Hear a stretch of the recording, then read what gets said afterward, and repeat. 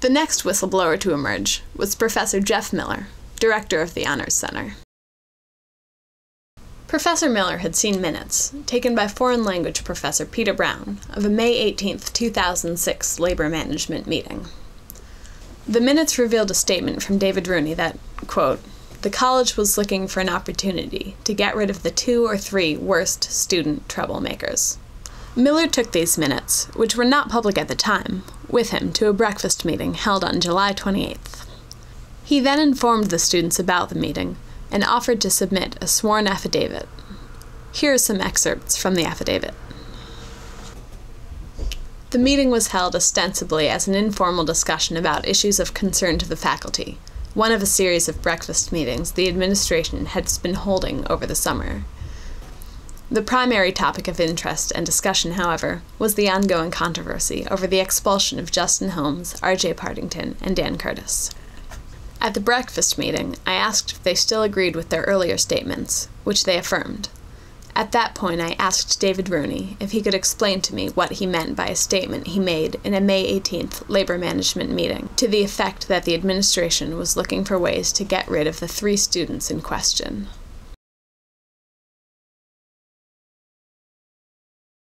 Rooney initially claimed that he did not go to labor management meetings and had not been at the one in question.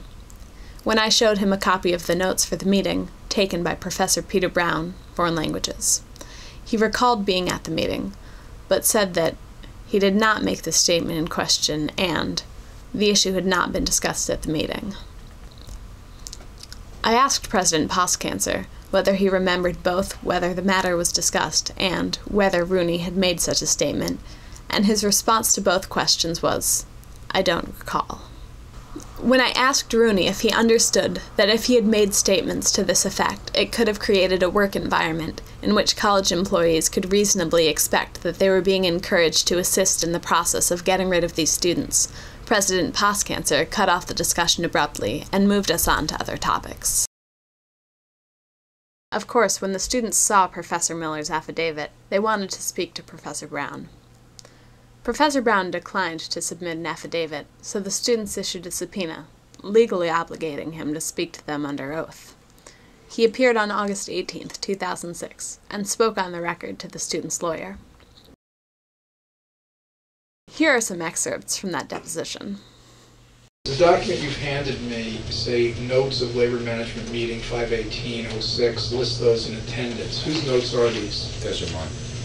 Now, is this a summarization of what was said, a verbatim account of what was said? How would you characterize it?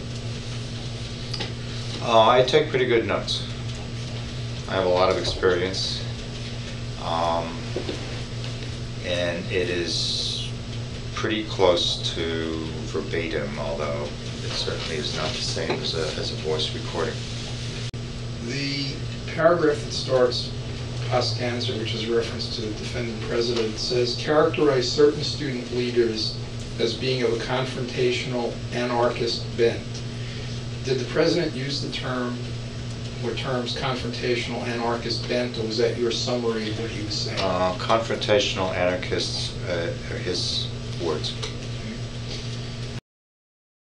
Turning to the 3rd page of the document, which is pointing at the marked for Plaintiff Exhibit 1, in the last paragraph regarding this, the following appears, quoting, McNitt was concerned that one of these students had been appointed to the SUNY Board of Trustees. Do you know which student is referenced there?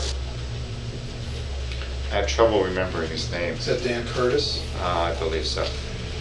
And he was appointed to the SUNY Board of Trustees through an election. He was elected to be the president of the Student Senate for the State of Student Governments of the State of New York, SUNY schools. I'm not exactly sure what his title is.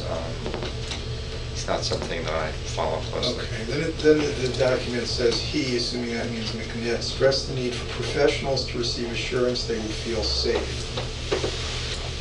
Did McNitt, in the course of this discussion, give any examples of situations where professionals had been assaulted by any students?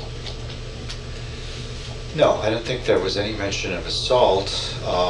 Again, the issue revolved around Karina Karachi and her claim to have been harassed by the students.